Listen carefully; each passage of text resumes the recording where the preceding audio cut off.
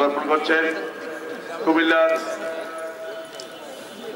সম্মানিত সুযোগ জনাব মোহাম্মদ আমিরুল কায়সার, সাথে সম্মানিত ডিডিএলজি, এডিসি সহ অন্যান্য জেলা প্রশাসনের সম্মানিত কর্মকর্তাবৃন্দ উপস্থিত আছেন। জনাব নাজির আহমেদ খান, নামগুলো উল্লেখ করছি। জনাব মোহাম্মদ খায়রুল আলম, অতিরিক্ত ডিআইজি পদে পদোন্নতিপ্রাপ্ত পুলিশ সুপার হাইওয়ে। জনাব Mohammad Sarwar Alam, police super PBI Comilla. জনাব Uttam Prasad Pathak, CPM police super police Comilla zone.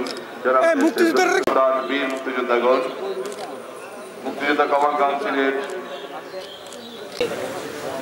বীর মুক্তিযোদ্ধাগণ পুষ্পস্তক অর্পণ করছেন।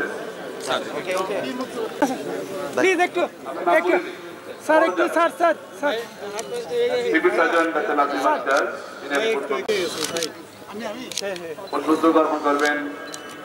জেলা পরিষদ কুমিল্লা ডাক্তার নাসিম আক্তার।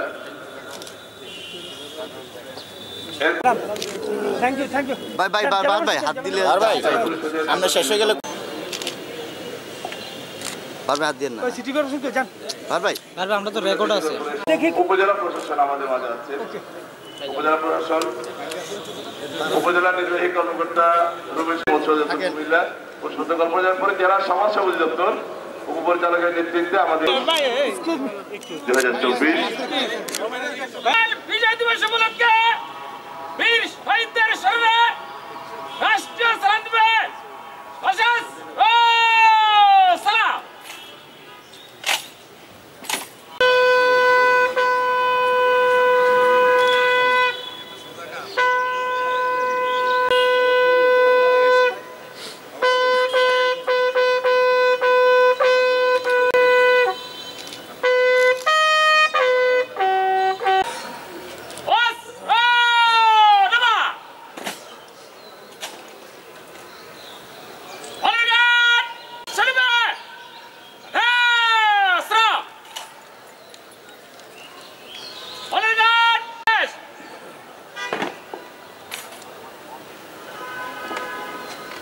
ধন্যবাদ।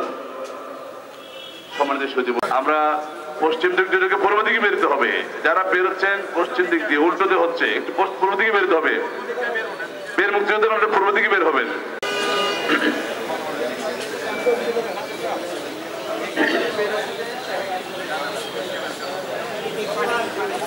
আমরা দেখতে পাচ্ছি শহীদ মিনারের গেট খুলে গিয়েছে।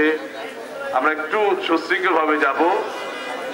সবার নাম আমরা বলবো, একটু আপনারা অপেক্ষা করুন। সামনে আমরা দেখতে পাচ্ছি সামনে